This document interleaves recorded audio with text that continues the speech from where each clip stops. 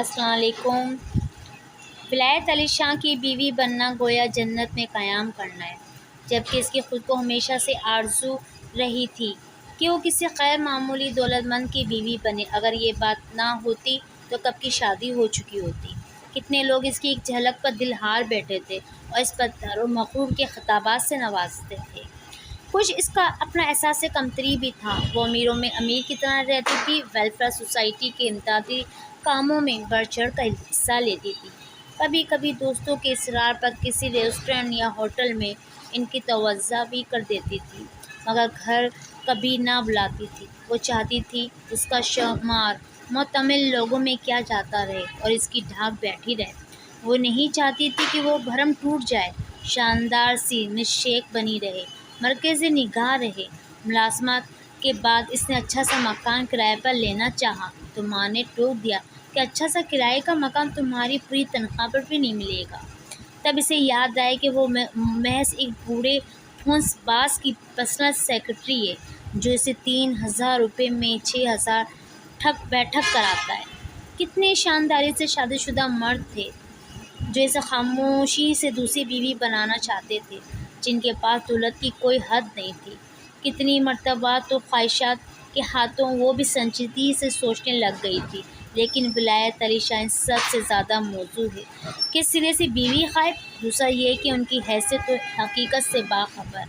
یہ اس نے سوچا تھا، اس کی ماں بھی تمنا تھی کہ اس کی بیٹی کے خواب پورے ہوں۔ اگر وہ خود کو اونچے لوگوں کی سوسائٹی میں مصنوعی خوشحال طبقے کی نمائندہ ظاہر نہ کرتی تو شاید کوئی حسین بگڑا نواب اس کے خاطر اپنے گھر کر لے لیتا۔ وہ بن جاتی رئیسوں کی بہو، مگر یہاں مشکل تو یہ تھی کہ اسے خود بھی تذکرہ کرتی شرم آتی تھی کہ وہ نرس کی بیٹی ہے۔ اس نے تو روز اول سے جھوٹ بھرم بنا لیے تھے۔ اگر کوئی معتمل نوجوان اس کی جانب بڑھتا تو اسے گھبراہٹ ہونے لگتی۔ اگر پول کھل گئی تو کوئی اس پر وہ نظر کبھی نہ ڈالے گا جو وہ چاہتی ہے۔ مروب نظر، بے بس نظر۔ ولایت علی شاہ حقیقتوں کے ساتھ مل سکتا ہے۔ وہ اس من چاہی سوسائٹی کی سب سے نمایاں ہستی بن سکتی ہے، شاندار ڈنر دے سکتی ہے، پارٹیز میں ہزاروں لوگوں کو انوائٹ کر سکتی ہے۔ کم از کم اس بھرم مصنوعی خول سے تو نجات کا راستہ بن رہا ہے۔ کچھ تبدیل نہیں ہوگا بظاہر، مس شیخ کا شور مسز شیخ میں بدل جائے گا۔ اس کی اور اس کی ماں کی نظر نے تو پہلی نظر میں پرکھ لیا تھا کہ ولایت علی شاہ بے ریا اور سادہ حق گو انسان ہے، رشتوں کی تکریم کرنے والا، فرض شناس اور ادائیگی حقوق کے لیے ہر دم تیار۔ اس سوسائٹی کے دوسرے ڈرامہ مردوں سے یکسر مختلف اور کناز پسند گھریلو ہے۔ ولایت علی شاہ اس بات سے ڈسچارج ہو گئے، لیکن دل ان کا مس شیخ کے ہاں ایڈمٹ ہو گیا تھا۔ عائشہ نے ہلکا سا اعتراض کیا تھا، خاندانی تفادت کی بنیاد پر، اور وہ چھوٹی بہن تھی۔ ولایت علی شاہ نے انہیں سمجھا لیا تھا۔ یوں مس شیخ کے خوابوں کی تکمیل کا سامان ہوا۔ وہ مس شیخ سے مسز شیخ بن گئی۔ انہوں نے اپنا نام رکھنا پسند نہیں کیا، اس نام سے وہ شناخت ہوتی تھی۔ ولایت علی شاہ نے اس پر کوئی اعتراض نہیں کیا۔ ان کے خیال میں یہ کوئی اہم بات نہیں تھی کہ وہ اپنے باپ کا نام استعمال کریں یا ان کا، کوئی فرق نہیں پڑتا۔ اس میں کوئی شرعی خلاف ورزی کا کوئی بھی پہلو نہیں ہے۔ اے صوبیہ بیٹی، تاریخ کے ساتھ تم جاؤ، تم لوگ زیادہ بہتر ہو۔ زمانے بھر کی خاک چھان رکھی ہے اس نے۔ لڑکے تو سب ایک سے ہوتے ہیں پھپھو، انہیں سب جگہیں زبانیں یاد ہوتی ہیں۔ اب طارق بھائی تو ہاتھ ہی لگتے، یا تو صبح کو جالی والی ٹوپی میں نظر آتے ہیں یا پھر شام کو نقشہ پھیلا کر بیٹھے ہوئے۔ فوزیہ نے منہ بنایا۔ ہم انہیں انفارم کر دیں گے تو وہ ٹائم نکال ہی لیں گے۔ دریا نے اپنے ناخنوں کی شیپ بناتے ہوئے خود کو پھپھو کا ہم خیال ظاہر کیا۔ مجھے تو اس بات کا خیال ہے کہ تم کہیں پریشانی نہ اٹھاؤ، اماں جان نے خدشہ ظاہر کیا۔ ڈونٹ کیئر پھپھو، اگر ہمیں حسیب یا فاروق نے بھڑکا بھی دیا تو ایک ٹکٹ میں دو مزے، یعنی ڈبل انجوائمنٹ۔ فوزیہ ہر وقت کسی ایڈونچر کی تلاش میں رہتی تھی۔ تو اپیا، ہم چھٹی والے روز پروگرام رکھ لیتے ہیں، عثمان بھائی اور ارغوان بھائی بھی ہوں گے، ان کی موجودگی میں کیا لطف آئے گا، دریا نے تمسخر کرنے سے کہا۔ طارق، فاروق اور حسیب اگر ہمارے ساتھ ہوتے تو یہ دونوں حضرات تو بردبار بنے رہیں گے اور یہ تینوں علیحدہ۔ دریا نے پھر تنگ کر کہا، ارے نہیں بیٹی، یہ پانچوں تو ایک سے ہیں، کوئی روب دبا نہیں بٹھاتا۔ تم نے اتنے دنوں میں دیکھا ہے؟ دیکھا ہی نہیں، اب آپس میں احترام کا رشتہ تو رہنا چاہیے اور عمروں کا لحاظ بھی۔ اب ایسا بھی کیا بڑے چھوٹوں کی تمیز ختم ہو جائے؟ اور آپ جو طارق بھائی کو ساتھ لینے جانے پر اصرار کر رہی ہیں نا، دیکھ لیجیے گا سارا مزہ کرکڑا کر کے رکھ دیں گے، صراط مستقیم پر چلنے کی تلقین کرتے رہیں گے۔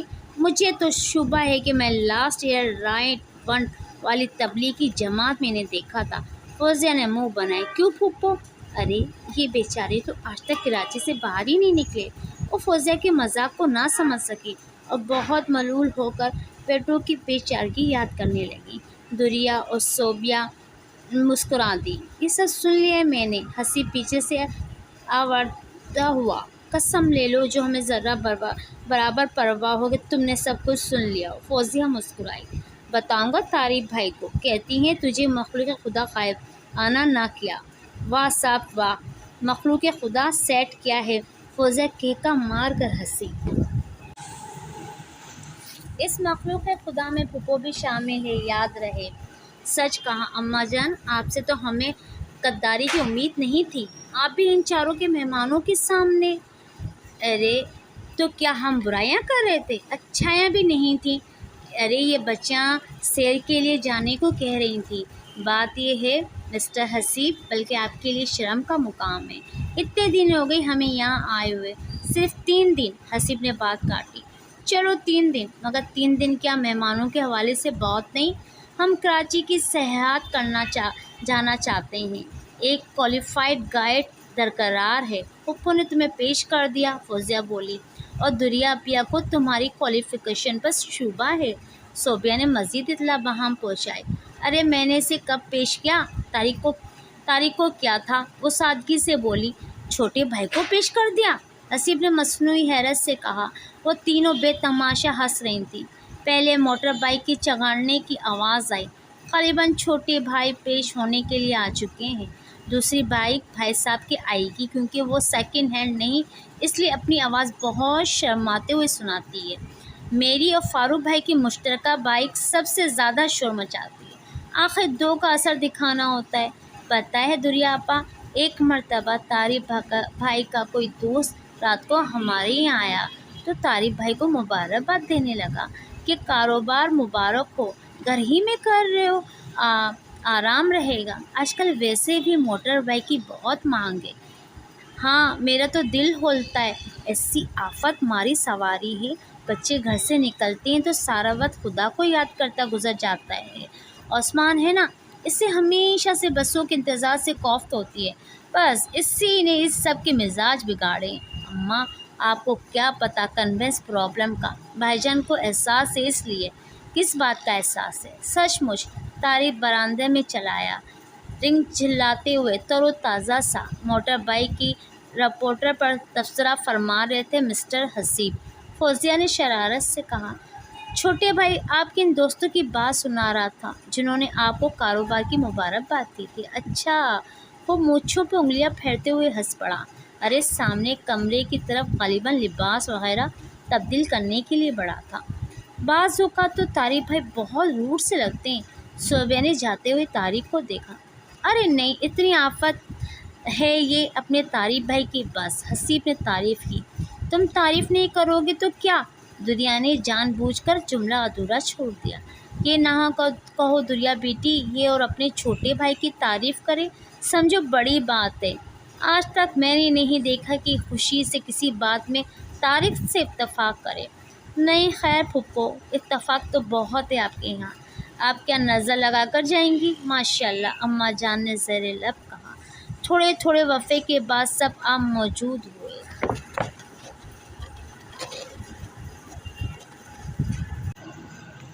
اف خدایا، کتنا مزہ آتا ہے آپ کے یہاں۔ صوبیہ نے چائے پر ہنگامہ مچاتے ہوئے نوجوانوں دیکھ کر افور شوق سے کہا، ہے نا اپیا؟ اس نے بہن سے تائید چاہی۔ سچ میرا تو دل چاہتا ہے ہمیشہ ان لوگوں کے ساتھ رہوں، وہ بچوں جیسی معصومیت سے بولی۔ ہم میں سے کوئی بھی خودکشی کرنے پر آمادہ نہیں، گراں میں باندھ لیں۔ فاروق نے چائے کا گھونٹ بھر کر کہا تو کہکوں کا طوفان امٹ پڑا۔ ایک دم سب خاموش ہو گئے۔ ابا جان اندر آ رہے تھے۔ السلام علیکم، ان کی بھاری آواز گونجی۔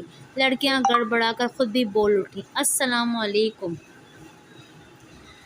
علمہ جان شوہر کے لیے چائے بنانے لگی۔ نماز پڑھ لی ہو تو بنا دو چائے۔ اس ہتھ گم گو سے ابا جان کا سب کچھ اس ہوں میں تھا۔ اور بھئی بچوں کا کیا حال ہے؟ ہماری بیٹیاں کیسی ہیں؟ انہوں نے شفقت بھری نظروں سے انہیں دیکھا۔ سخت بور ہو رہے ہیں پھوپھا جان، فوزیہ منہ پھلا کر بولی۔ ارے کیوں؟ وہ واقعی حیران ہوئے۔ آپ کے یہاں تو کوئی مہمانوں کی خاطر بھی اپنی روٹین نہیں چینج کرتا۔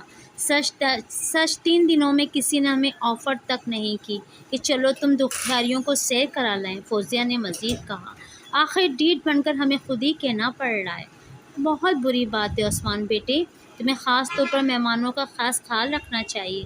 سن لیں کس قدر خاص ہے ہمارے بھائی جان۔ طارق نے شرارت سے دریا کی طرف دیکھ کر کہا، بیٹے بچیوں کو سیر کرانے کے لیے لے جاؤ جہاں یہ کہہ رہی ہیں۔ جی ابا جان۔ عثمان مخصوص سنجیدہ انداز جس میں عموماً مروت والی مسکراہٹ بھی شامل ہوتی تھی میں بولے، کل آپ تو لوگ تیار رہیے گا، میں جلدی آ جاؤں گا۔ سپیر کو چلیں گے، اوکے؟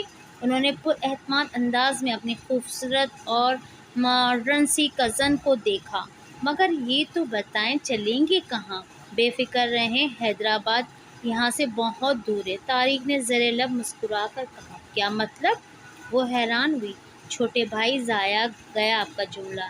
یہ پنجاب کی رہنے والیاں حیدرآباد کی خصوصیت کیا جانیں؟ فاروق نے بھائی کے کندھے پر جھک کر کہا، بہت بری بات ہے۔ ارکمان جو بہت خاموشی سے سب تماشا دیکھ رہے تھے، تنبنیدی انداز میں طارق اور فاروق کو گھور کر بولے، ابا جان کیا کبھی آپ کو خیال آتا ہے کیا کہ باقی تمام بیٹوں کی قسمت میں بھائی صاحب جیسی ہوتی؟ فاروق نے ارکمان کو چوری چوری دیکھ کر کہا، اللہ جانے کیا الٹا سیدھے سوال کرتا ہے۔ ماشاءاللہ میرے تمام بیٹے خوش بخت ہیں۔ جی نہیں، اس دن آپ نے مجھے کمبخت کہا تھا۔ حسیب نے شکایتی انداز میں جانے کب کا رکا ہوا شکوہ باہر نکالا۔ ابا جان کی ہنسی چھوٹ گئی۔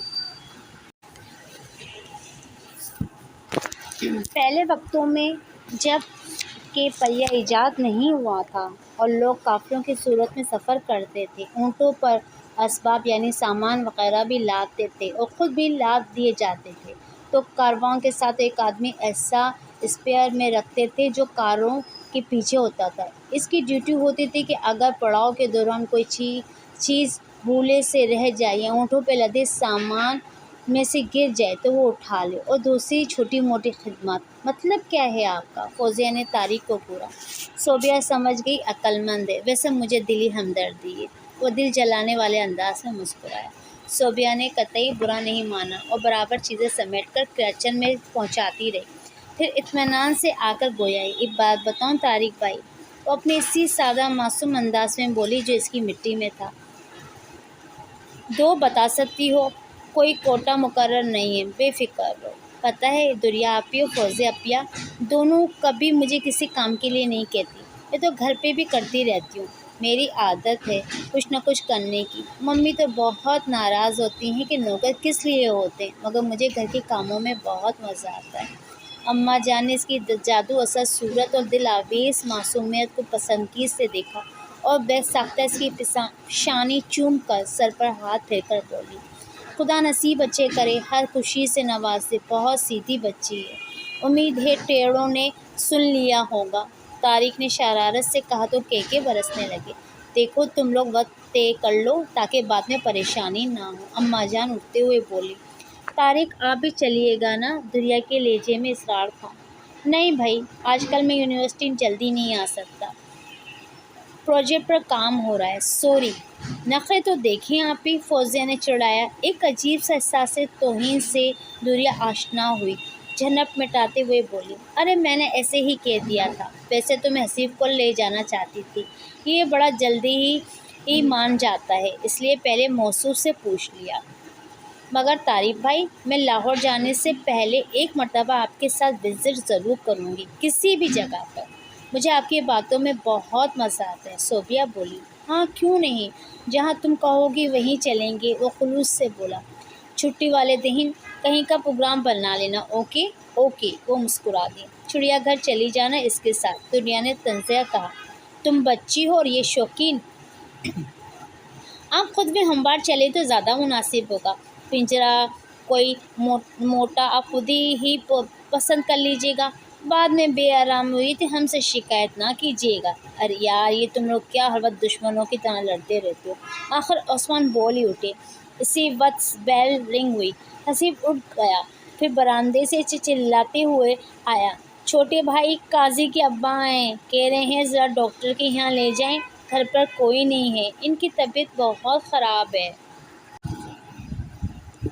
قاضی اور پھر ان کے ابا؟ فوزیہ مسکرائی۔ بنا کر رکھتا ہوں، کئی راز ہے میرے قاضی کے پاس، وہ رازداری کے سٹائل میں گویا ہوا، پھر فوراً سیدھا ہو گیا۔ لڑکیاں ہنس رہی تھیں۔ بھائی میاں چابی دیجیے پلیز، قاضی آفس سے نہیں آیا ہوگا اس لیے چچا جان آئے ہیں، اندر ٹیبل پر رکھیے۔ اس کا دوست افتخار قاضی، ویسے وہ ہمارے اہل محلے میں بہت بھی بے شمار ہوتے ہیں۔ عثمان نے تاریخ کی جانے کے بعد بتایا، کہیں وہ سچ مچ کوئی قاضی ہی سمجھ بیٹھی ہوں۔ اب وہ اپنے کل کے حکام کے بارے میں گفتگو کرنے لگی، لیکن دریا اب بجھی سی تھی۔ اسے نیند آور انجیکشن کا اثر تھا، وہ بچوں کی طرح ان کے سینے سے لگی جانے کون سی جہاں کی سیر کر رہی تھی۔ اس کے تر و تازہ رخسار کے گلاب مرجھا رہے تھے اور ان پہ آنسوؤں کے نشان شبنم کی قطروں کی طرح چمک رہے تھے۔ اے میرے رب، میری مشکل آسان کر، میں امتحانوں کے لائق نہیں، اب کے پھر امتحان، اس پر پہلے سے زیادہ اجڑ رہا ہوں۔ ان کے آنسو خفی تھے، جو آنسو خفی ہوں وہ ہیرے کی کنی کی طرح دل کے شیشے کو کاٹتے ہیں، ویسا مارپائی تریشدہ نقوش کہ انسان ان کی ایک ایک تراش پر شعر سوچے۔ کتنے بولتے ہوئے مگر بالکل گونگے نقوش، وہ بات ہی کیا جو سچ نہ ہو۔ ان تریشدہ نقوش کی زبان جھوٹی، سراسر اور محض دیومالائی داستان سناتا ہوا حسن۔ کسی نقش نے ولایت علی شاہ سے اتنے قریب ہو کر بھی چغلی نہیں کھائی کہ جو اپنی حقوق اجاڑ پر ادموئی سی عورت تمہارے بازوں میں اتنی شکی ہے کہ تمہاری پیٹھ میں خنجر اتار چکی ہے۔ خون کا وہ قطرہ جو تمہاری رگوں نے پرورش کے کسی اپکینی کی طرح سنبھالا، یہی تمہاری معصوم سادہ لوح پیاری بیوی خاک میں ملا کر آئی تھی، جسے تمہارے لہو کا احترام نہیں، کیسا پارسا وجود ہے تمہارا ولایت علی شاہ، شعلوں کو بازو میں سمیٹے کس ظرف سے قائم ہو، وہ اس کے وجود کے حصے سے اس کے جرم کی گواہی لے سکتے نہ سن گل۔ وہ ظاہری قریب تھی، وہ باطنِ فریب تھی، تاحت نگاری فریبی نظر تھی۔ دروازے پر دستک ہوئی، وہ چونک سے گئے۔ کون؟ میں ہوں بھائی جان، عائشہ کی مدھم آواز آئی۔ وہ اچھی امید کے ساتھ اٹھے۔ عائشہ کے چہرہ اس طرح بے خبری کا اشتہار تھا، آپ کا فون ہے، آپ کا بیڈ روم کا پلک نکلا ہوا ہے، شاید کافی دیر سے بیل ہو رہی ہے۔